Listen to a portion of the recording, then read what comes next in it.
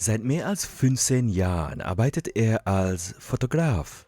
Seine Leidenschaft für innovative Themen, lebendige Reportagen und aussagekräftige Porträts sind Kern seines Antriebs und erlaubt es ihm, für Auftraggeber aus Kultur, Politik und Wirtschaft visuell gestaltend tätig zu werden.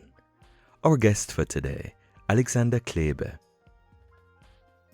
Your advice to any creative who is now struggling in this situation, what kind of advice would you give to them? I mean, I'm not looking for the negative stuff. We can all be negative. We can all be cynical and skeptical. I can do that too very well, yeah, but that's not what I'm doing today.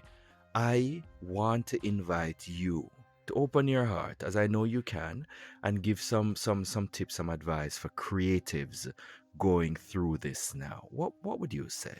Reconnect with your crowd. Like I've been talking to people that I've not been able to call up as much as I should because I was so busy all the time.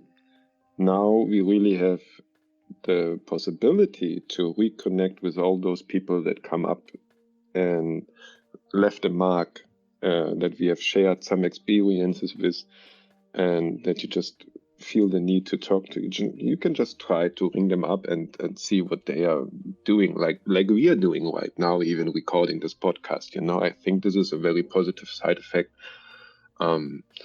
Having time, on a Thursday here. Normally I would be working right now. So we have now the space that we can recreate. It's like a wide room that we can paint new with our ideas. Herzlich willkommen zum English Coach Podcast, präsentiert von trainingtree.de, die personalisierte Lösung im Bereich Erwachsenenbildung. Und jetzt dein Gastgeber, iAntonio Patterson. This episode 22 takes another dive into the theme Surviving It, a pragmatic discourse and direct follow-up to episode 21, where I extended a short, direct invitation to you to send in positive though unexpected thoughts on this time and space within which we've all found ourselves. Today is April 19, 2020, and the invitation, as always, still stands. Whatever the case, one thing is certain: we can all learn from each other. This episode of the English Coach Podcast is also for everyone who calls themselves creative on any level and is looking for ways to cope in this difficult and interesting time. None of us is an expert here, so let's be clear on that going forward. Still, in keeping with tradition, I am always personally interested in hearing also what you think about these conversations on the theme, your personal experience of the situation, and what works for you. So then, without further ado, our guest for today, Alexander Klebe. The topic, as I proposed, which could very well evolve into other things, is something that I'm a little bit careful of right now, because it is hoping to look at what I described as unexpected positive outcomes of the crisis as we're experiencing it now. And you were nice enough to agree to, taking part in a little interview, sharing some insight from our personal experiences on what some of these unexpected positive outcomes might be. I put it to you, Alex. Yeah, you heard the topic. We chatted a little bit about it before. How would you like to jump on this topic? Hello, Ian. I'm very excited. Sorry, this was my pen. I'm very excited to be here and to be able to share some thoughts on the unexpected positive side effects, as I would call it, because the outcomes are not clear yet. What the outcome will be. It's like something that nobody is really able to see. So I can only talk about what has been going on, in the past 4 weeks for me now. or even a little bit longer, I've only been able to take pictures of my family. You know, I'm a photographer. I love to take pictures of people, especially for companies. But in the past 4 weeks, everything was cancelled. Like everything. This for me, it's like, okay, what's going on? So I was put on the back seat of my car, not being able to drive, you know, and sitting there and being like, oh, okay, yeah. Of course, this has some kind of effects on the body and on the mind, and you try to gather information on everything that is going on out there, but you know, we have to focus on what is going on inside of us, because everything out there at the moment, it's like very unclear and uncertain. So the only thing that we can actually do is focus on what we put our minds onto. So yes, I realized I've been spending a lot more time on social media, a lot more time reading the news, but it did not really help me, you know. So I try to focus. I try to meditate. I try to, you know, visualize like a big apple tree, you know, like from the roots up on, you know, and I've been trying to see this apple tree and imagine it with big fruits hanging on there, you know, that just has to grow, and, you know, like trying to reconnect myself in my mind with nature again, also with the help of my pictures, which give me a certain calmness. But yeah, of course, I felt trapped. Yeah, we have two kids, staying at home without being able to go to school or go to the playground, or see their friends. You know, like the big boy, he loves the cinema. He wanted to go to the cinema with his girlfriend. It did not happen. So you know what this means, like when kids cannot go for what their real pleasure, you know, is designed. So yes, we had to refocus on this kind of everyday routine with the kids. And this was also a moment when I realized, wow, teachers are really doing a lot of work. It was good for us to see our kids every day, like every hour, and be able to control. But you also get into this kind of control mood where you try to teach them so much because now you have them around, you know. But then you have to also relax and see what kind of toll it takes on them to be at home. Yeah. So I think I always think of the story. I'm sure you know it. A son and the father, they are living in the countryside, and the son breaks his leg while riding with a horse, and he cannot go to the military. And there's a succession of events which in the end lead to the question, are bad events really so bad, or is it just an opportunity for something else to happen? So I'm trying to stay on the positive side, to stay optimistic, and also see what kind of possibilities or opportunities we have right now. Mhm. Yeah. Understood. Well, you know, Alex, thank you for that. Thank you for that. I see that you have given the theme some thought. I see that you have been reflective on these things.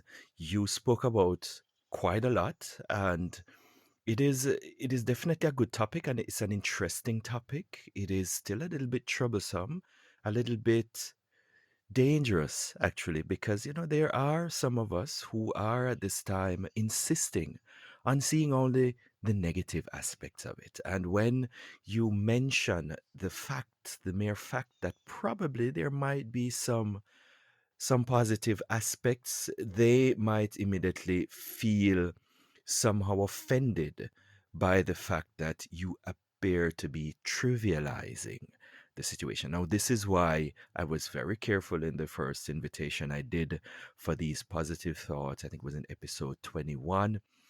I said, well, this is not an attempt to trivialize the situation. Yes, it's negative.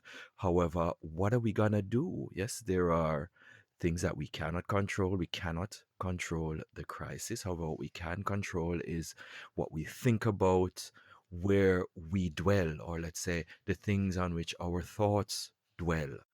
You really hit the ground running, Alex. I appreciate the fact that you you thought about a lot of things, and starting out, I can definitely relate to the fact that you work with companies. As you said, I also work with companies as a trainer. Luckily for me, I've had the opportunity to learn and somehow get some good experience and become qualified in the field of online training delivery, which is something that I'm doing happily now. So I'm thankful for that. However, there are some instances where there's they were like what do you call Präsenzunterrichte, going to teach face to face. Those have of course been cancelled, and it leaves one to think and to worry, where's the income gonna come from. But another thing you thought about, well, we just mentioned it, the importance of reflection. Yes, the importance of reconnection. You use the metaphor of the apple tree that I liked, right? I mean, apple trees go through many storms, but they don't always lose their roots. Yes, if you Mhm. think of the wholeness of this situation, it is a, we hope, temporary situation.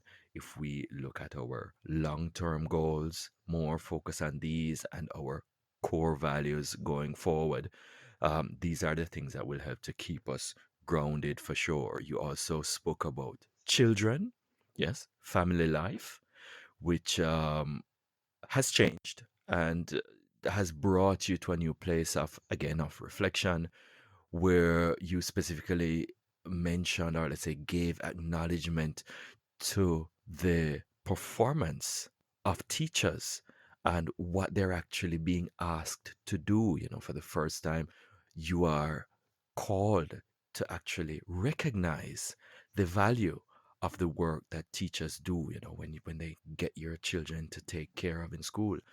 And that's definitely a good start. These are things we're gonna have to go back to each of these individually somehow, because good to let people know, however, that we gave these things some thought. Was I correct in repeating what you said? Yes, very nice lineup. Yes. Now we have some talking points. No, this first thing, I think the first thing you mentioned was the apple tree. How exactly, what do you mean by that? Because I understand it one way, maybe my understanding of it was wrong. What does that imagery do for you? Well, the apple tree is an important image for me because at my grandma's place we had like 100+ apple trees. Yes, the apple tree is an important image for me because always in the autumn we picked the apples at my grandmother's place when she was still alive. And these apples went to the factory, and out of them the juice was made that we drank all year, the apple juice, and it was like the best apple juice ever. Part of them we have been selling on the market, and part of them were just for our own, consumption.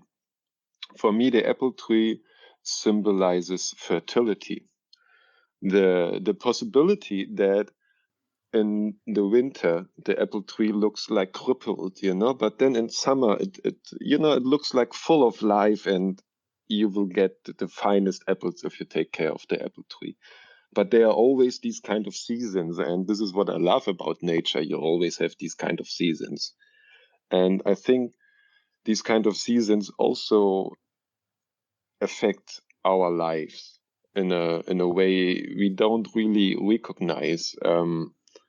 And sometimes we just have to consider the possibility that we are part of a bigger system of life that is going on out there, that actually we are part of a big world organism that is alive and we cannot control. But this like this moment when we realize that we don't have the control of these kind of things like a virus in our lives, and we have to stay home to protect ourselves, to protect our loved ones. We also have, yeah, the fear, of course, that we could, like lose somebody we love just for the point that we are not taking care enough. Of course, fear is present, but we cannot focus on fear all the time because it drives us mad. And I don't want to go down this road. Yeah, I wanna remain sane. So my tool is creativity. So we have focused on all the little things that we can do at home. My wife started stitching. She is drawing. The kids are drawing. They are, of course, also doing homework. But my point is that creativity and the arts are now, yeah, the one thing that I can do. Of course, I also planted some potatoes and some other stuff that I was capable to do. And I try to like make the best out of it. Yeah, and somehow being an artist and not being a doctor now gives me different opportunities. Yes. I would love um, to find my role, because I'm also like thinking if photographers will be needed anytime soon again. Yeah, this is like a constant fear that many people will have right now. If they will be used again, or if they might be useful again, because this gives us a sense of mission, and we need this kind of sense of mission. If you don't feel this kind of mission in our lives, we feel empty. So sometimes there is no job where you get your mission from. So you have to give yourself a mission. You have to occupy yourself with something useful, maybe learning a new language, or maybe learning how to take pictures. Yes. So I started also a community on Facebook, how to take better pictures. So these kind of things that help us keep going from day to day. Yeah. I think this is like the focus that we can actually, yeah, manage right now, because, yeah, thinking about the summer vacation is not the best time. Yeah, Yeah. yeah, yeah, yeah, yeah. Well, Alex, again, we've known each other for a while, yeah. And, to be true, it's almost 20 years, yes? We've known each other for quite a while. And you know what? I am so thankful that you have decided. I mean, my invitation is still out there. I want to use this medium. Well, not only to teach English, that's what I do, teach English, improve English, live the language, as I always say. However, I want to use this medium right now also to do greater things, to help people also to cope during this time. And I have invited positive insights from people, but people are a little bit shy. They're a little bit careful because they don't even know if it's allowed to post a happy looking photograph now. Yes, I made the mistake to post a happy photograph the other day, and I had to take it down because I think some people took it personally. I said, "How can you be happy in this time? How can you smile?" Yes, so I just took it down, to avoid that. But it's a conversation that I could continue. But yeah, I mean, we don't need to take on everything. Yes, I just got rid of that. Anyway, what I wanted to say is that what we're doing is putting a human touch to these questions, these invitations to think and reflect on the positive things. And, starting with the apple tree and planting potatoes is the perfect way, right? I have, because, we want to make it real, we want to make it tactile, yes, we want to make it reachable. Right, this is about real life, real people, real conversations, right? And that's why I like the fact that we've known each other for so long, so we can talk freely. Now, what you just said there, however, I wanted to actually go back to some of the things, and we will, that you mentioned before. But you mentioned with the examples of either learning a new language, maybe improving a language. Many people already have the language, they just want to improve it, or learning a new skill. Yes, learning to take better photos, right? It doesn't necessarily mean that you have to sit with a person and show them where to press, where to turn. You can teach remotely, right? This crisis has called many of us to share knowledge, and this is something that you've also recognized as a potential good. I can definitely agree with you there. Starting the Facebook group is not necessarily something that I think I would do right now. Yeah, Facebook, but it's fine. I'll definitely check it out. Chances are I'll join your group. I mean, everything that well, a lot of things. I mean, some of my photography skills I got from you, directly or indirectly. But most of what I know about photography is from self education, is from buying one or two books, reading the books, picking out keywords and looking for them, looking for tutorials. And more are coming now in YouTube, right? Now, you also spoke about using creativity. No, the last three years, so well, not 2019 so much, but towards the beginning, up to the beginning of 2019, three and a half years back, was a very difficult time for me, and I kid you not. During that time, creativity, my work with dance photography, a little bit of dance photography, getting to know media, working with video, working with people, learning about light and stage performance and presence, was my escape to sanity. You are listening to yet another trailer episode 22 of the English Coach podcast, where I attempt to add a splash of color and life to your learning experience by inviting you to live the language, where learning doesn't have to feel like work, and where I help you to help yourself not only to learn, but also to hold on to the things you've learned. This episode 22 is self-sponsored, brought to you by none other than yours truly. Now, as you might know, this is where I also give myself permission to take a little more relaxed, accessible, human approach. I want you to take the same approach and give meaning to the things you think about the show by sharing it in the comments or by using the feedback form at www.trainingtree.de/podcast. It is a kind of twilight time, and none of us knows how things will turn out. Many values are being called to the fore, and truth be told, there is no better time to converse with a few ideas. Today's guest is truly a man of many talents and a friend of mine. In today's conversations, we merely approach the depths. The limits of a few lines shared here in this forum would never be enough. So be sure to check out the real works for a deeper feel at www.alexanderklebe.com. If I did not have that artwork, I tell you, I don't even want to think about what I would have done. I will not go into the details of how difficult these 3 years were for me, 3.5 years, yes? But if I did not have art, Alex, I don't know what I would have done. It was my escape to sanity, right?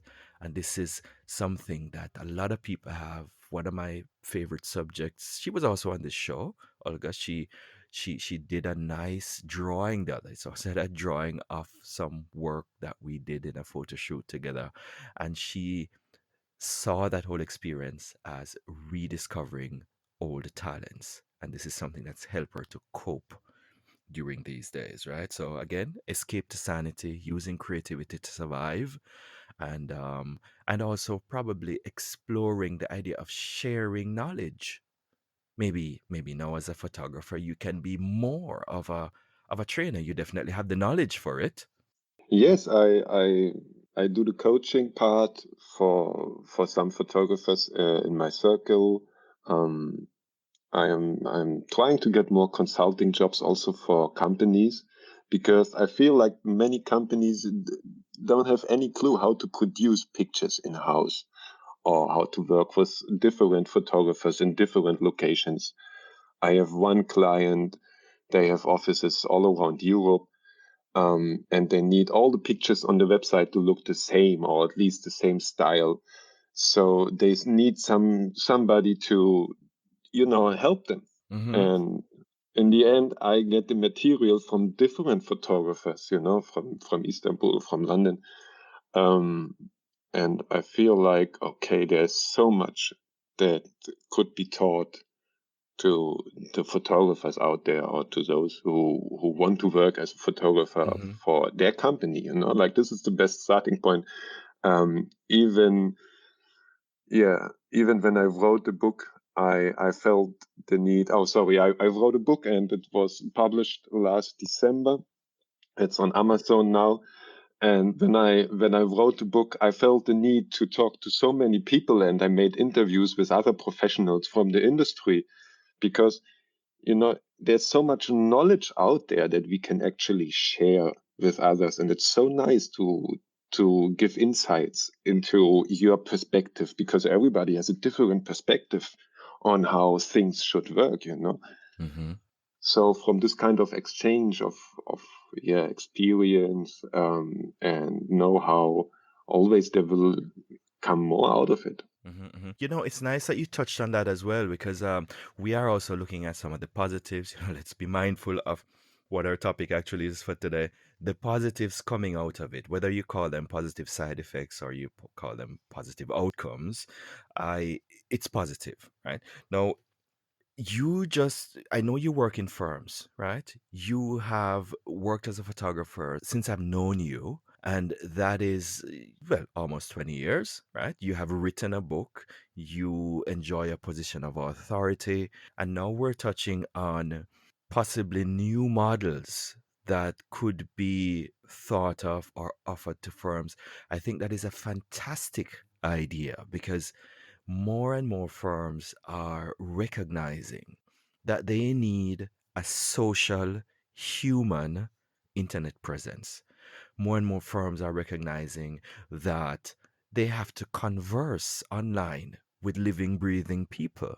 And in creating this face, facing the human out into the world, yes, they need in-house creators, and these in-house creators are definitely somebody, or these are definitely people that you could talk to, right? As if I'm understanding you correctly, if you can offer something, and again, I'm thinking out aloud here, if you can offer something to these companies, something, it doesn't have to be a long course, it can be something short, packaged, with a definite outcome. Training aims to give someone a specific skill or skill set, and then it's over, right? So maybe you could offer certain packages, let's say, maybe you're even doing this already, as you mentioned, getting all the photos to look the same or to be uniform in their appearance in your social presence, right? And targeting or speaking to, I don't really like the word targeting so much, but speaking to specifically the persons in-house who are responsible for the social face of these companies. Is that what you're talking about? Hmm. Well, I think teaching happens in different ways and manners, as learning also does. Yeah, I'm sure you're an expert on this. I think it is easy to say you're a photographer, and in the end, to work with people in front of the camera, it takes much more than just how to know the camera and the light settings. Um, you need real people skills, because people in front of the camera, they feel like naked. They feel like going to the dentist. They will do everything to self-sabotage the good picture.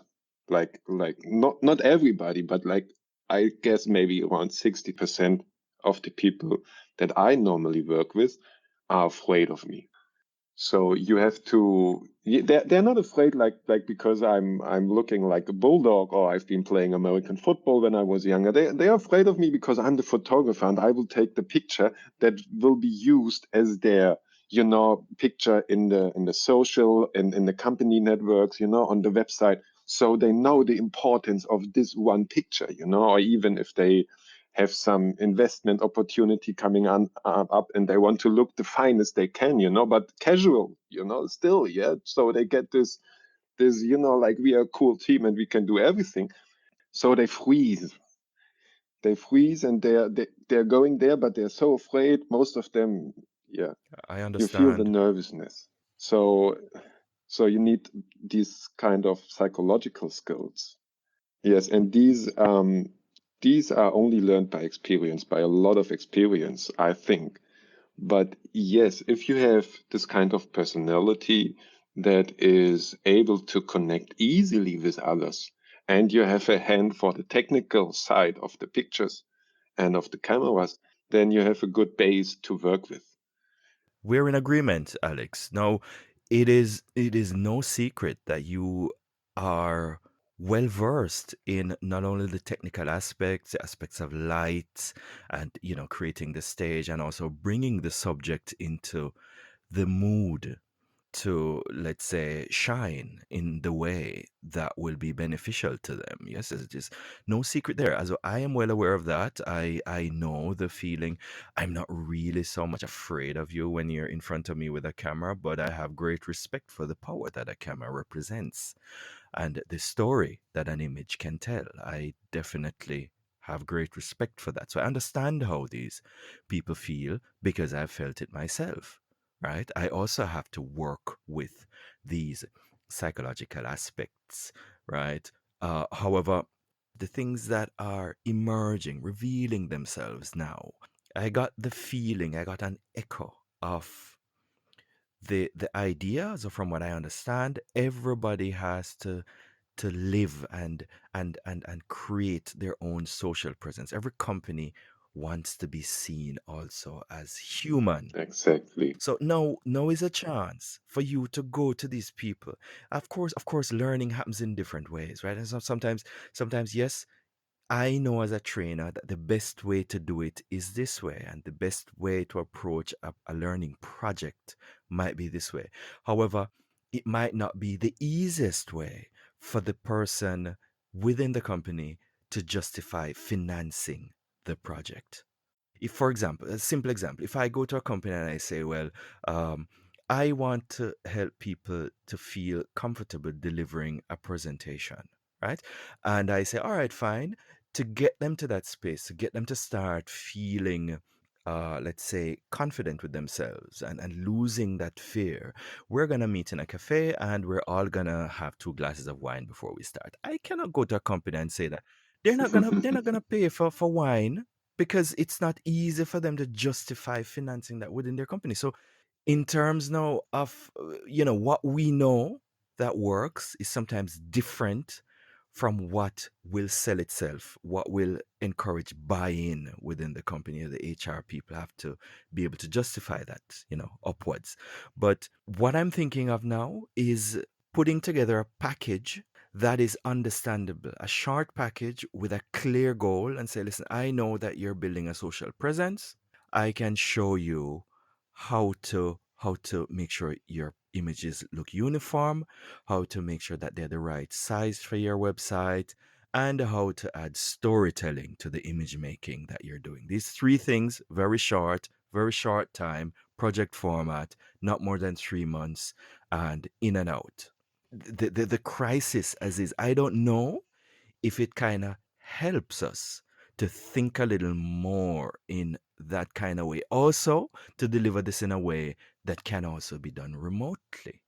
I was planning to work with real workshops in the studio. I had one planned for May and another one for August. But of course, now I am forced into reorganizing everything. And of course, in training for in-house photographers or short package for companies offering the images would be nice ways to go. I think for me, what is most important is that you really feel it. Like in the past, I wanted to connect with my clients, and it's not possible to connect with every client, and also as a photographer, you want to work with companies that you feel like you have, this kind of, wow, this is it.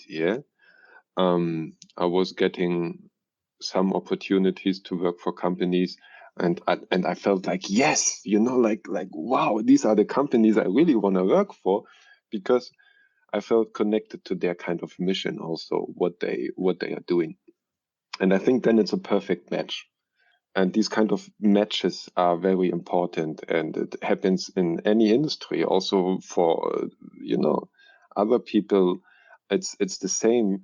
You have to feel the chemistry.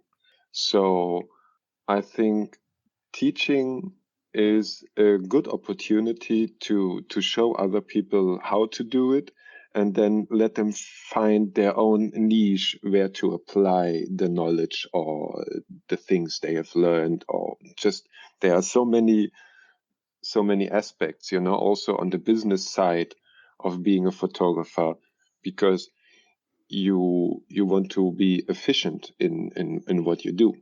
Of You course. need to be an artist on one side, but you're also a service provider on the other side. And you want to bring these two together in a balance. So the artist is happy and the service provider is delivering good products and nice experiences. So this is a challenge. Yeah. And I think this kind of challenge where you try to bring the artist and the service provider together, it happens by design in the moment when you start to think about your products or the services that you really offer. And of course, if you say like, I can do the training online, it's an opportunity also to be more efficient, because you can be at one point at 10 o'clock, and you can be at another point at 11 o'clock, because you don't have to leave the house. This is like, for me as a photographer also, I have to move with a lot of equipment. And sometimes I think I'm so crazy. I had to invest so much money into this equipment, and I'm traveling like with my car full of stuff. And other people, they just take an iPad to work. Why am I doing this to myself? Because this is my design flaw that I could have thought of in the beginning. So sometimes the best ideas are the simplest ideas. True, true, true. Now, at the risk of, let's say, digressing too much, I'm gonna ask you a Yes. question.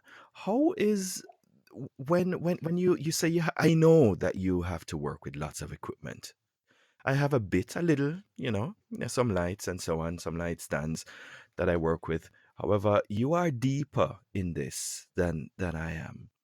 How at this time, right, has the crisis caused you somehow to think of ways in which, let's say, for example, simply said, you can work with one light instead of three? I've always tried to work with different light settings, but it's about depth also.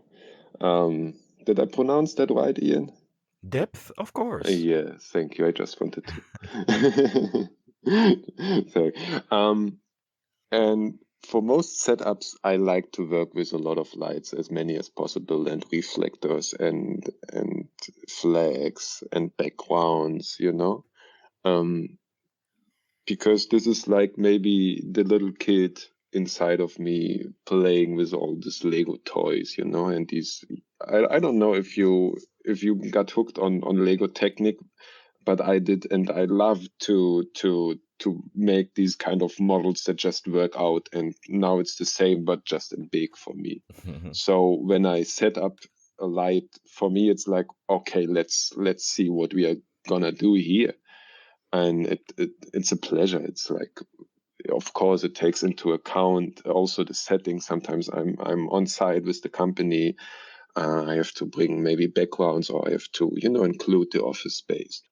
But it always gives you this kind of opportunity to create a look, to create a visual reference, and to give it, like a certain emotional feel, because the background, the setting of a portrait says so much. about everything that is around the person, and I actually have a lot of points that I like to give to the client how to prepare for this shooting. I think if they saw this kind of list before, actually it's online somewhere, maybe they would think twice, because I'm really, yeah, maybe I'm exaggerating, but I'm always telling them, like, it's better to have more on your list and maybe do 80% of it than to be unprepared, because unprepared in the end it's like nasty, and I also want to be able to be a perfectionist as an artist. The crisis has caused us to have to optimize. And I'm just curious, okay, maybe it's obvious you can't right now do as many face to face, like office shoots as before, at least not for the next 2 weeks. However, None. has the crisis really caused you to think, maybe I can optimize that. Maybe I don't need an assistant, for example. So because of that, I use less equipment, or I reduce the work with backgrounds, or simplify the scenes in such a way that it's manageable with less equipment. Right now I have one job which is on hold, because of the crisis, which I could actually realize outside. But in the moment when I had the casting call ready, the university's closed. So, it's difficult right now to find the people to work with who are really feeling like, okay, let's go and take pictures for a day. It's fun. And as this feeling is so important for me, I'm just trying to wait a little bit, and see the opportunities. I have written a lot in the past 4 weeks, because sometimes my family they get bored and they tell me, like, no more pictures, no more pictures. Yeah, it's fine now, go away. So I'm trying to focus on other things. I've been working on my website. I've been trying to make a little magazine out of my website with the contents from the book, but like developing them, because with the book you have like a finish line when you have to have everything ready, and then you cannot change anything anymore. Usually I don't like that. I like to work on things. For me, everything is like, okay, it has to become more and more and more. And with the magazine approach now on my website, I feel like I can go into that. So everything is evolving, but there are so many people actually out there that just need to have a good picture, that I also want to stay true with the essentials. There are still people needing good picture for the dating. My experience, because I've been working with people from the dating world also for 20 years now. My experience is that if you don't have a good picture, it's better to have no picture, because a bad picture, it's like a no-go in the dating world. And the good advice, The dating yes, of world. course, yes. But you're a married man with, what do you mean? You're a married man with children. What are you I am talking about? You're in the dating world. I am having clients who come to me who say, like, hey, Alex, I need a good set of pictures for my dating profile. And I say, okay, no problem. Ah, so you're driving the Tinder, or is it something else that you're driving? No, I have no profile nowhere. You won't find me. Um, but also, I realize that people need images, and I've been trying to take selfies with my phone of me. They turn out to be horrible always. My nose always looks like a big potato. But it's because of the technical Of limitations of the course. phone, and you don't get a good selfie of yourself. So you still need people who take good pictures. I hope so. After the crisis, when the people will like relax and calm down again, they will call me up and say, Alex, I just need a good Hmm. picture. When can we meet? Yeah. Hey, Alex, as I said before, I'm so glad that I could talk to you. I was a little nervous about this interview with you, because partially for good reasons meaning that we've known each other for quite a while, and many things can come up, right? I suspect that we're going to have to do this again because, I want to keep this kind of short. And, we've spoken about your practice as a photographer, as an artist, and a professional in the field, a man of authority where this is concerned. And I get the feeling you're still in a good place. You're learning, you're developing, you've written a book, you are reflecting on ways that you can survive this crisis. And you're seeing the whole thing as an apple tree going through seasons, an apple tree that will in the future, because it's well rooted, again produce fruits. Now, I'm happy for that. Again, I've gotten a feeling that you are in a good place in terms of being mindful of the possibility. There are things, mindful of the fact that there are things that you can still control. Looking at the long term view of what it is you do and how you can create value and give value to your clients, which are all, buzzwords that we like to use in podcasts. However, in keeping with the tradition, if you were to sum up your advice to any creative who is now struggling in this situation, what kind of advice would you give to them? I mean, I'm not looking for the negative stuff. We can all be negative. We can all be cynical and skeptical. I can do that too very well. Yeah. But that's not what I'm doing today. I want to invite you to open your heart, as I know you can, and give some tips, some advice for creatives going through this now. What would you say? Reconnect with your crowd. Like I've been talking to people that I've not been able to call up as much as I should because I was so busy all the time. Now we really have the possibility to reconnect with all those people that come up and left a mark, that we have shared some experiences with, and that you just feel the need to talk to each. You can just try to ring them up and see what they are doing, like we are doing right now, even recording this podcast. I think this is a very positive side effect. Having time, on a Thursday here. Normally, I would be working right now. So we have now the space that we can recreate. It's like a white room that we can paint new with our ideas. This is what I'm doing. I'm trying to organize my ideas on different, papers, because normally when I'm in my routine, I don't have so many new ideas of what I want to do.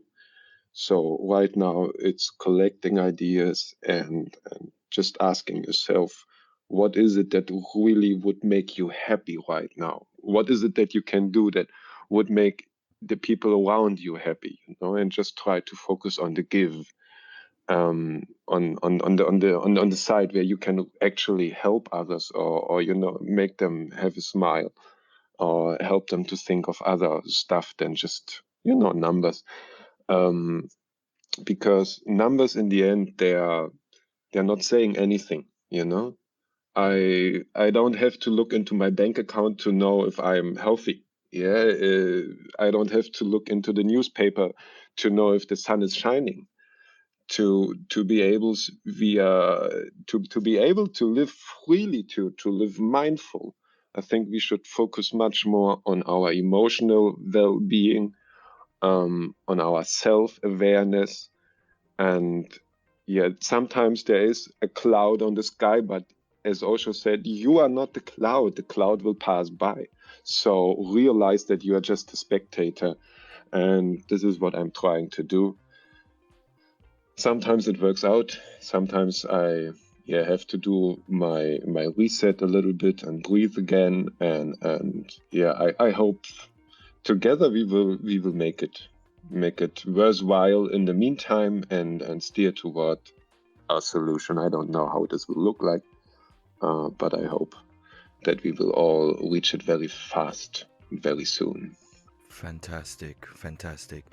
Alex, thank you very much for that. I do have, the same way you say sometimes. I know what you mean when you say numbers mean nothing. Of course, within our context, I know exactly what you mean. I also have a long list of things that I wanted to talk about, but I didn't get a chance to touch on them. But as I said, I suspect that this will have a part 2 or maybe even a part 3.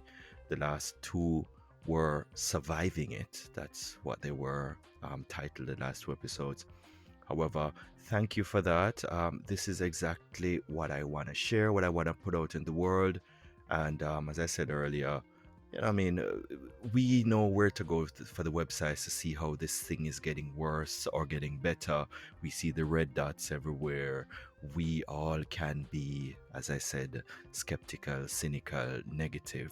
But this is not what this is about today. And I thank you very much again for sharing some personal insight, some human insight into some of the ways that we can get over this crisis.